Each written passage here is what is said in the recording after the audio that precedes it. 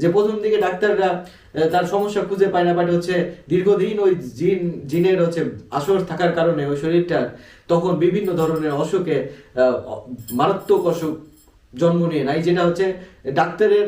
নলেজের বাইরে থাকে যে এই অসুখটা নতুন কি অসুখ, আর এই হুট করে এই অসুখটা তো হওয়ার কথা না। এই অসুখের জেনেটিক ব্যাপার থাকে, অনেক দীর্ঘদিনের সময় লাগে, কিন্তু এত তাড়াতাড়ি কিভাবে একটা বডিকে ড্যামেজ করে দিতে পারছে যে অসুখটা। তো এরকম অনেক কেস কিন্তু ডাক্তারদের সামনে আসে, কিন্তু এগুলো নিয়ে গবেষণা সাধারণত অনেক বছর থেকে করা হয় না, কারণ মানুষ একটা সময়ে জিনকে এতটাই ভয় পেত, কারণ অদৃশ্যে এমন এমন কুসংস্কার মানুষ ছড়াইছিল এই জিন ব্যাপারগুলোকে নিয়ে, যে মানুষ ঘর এক এক পা ধাপ আগাতে যে ভয় করত। এই ভয়গুলো দূর করানোর জন্য একটা সভ্যতা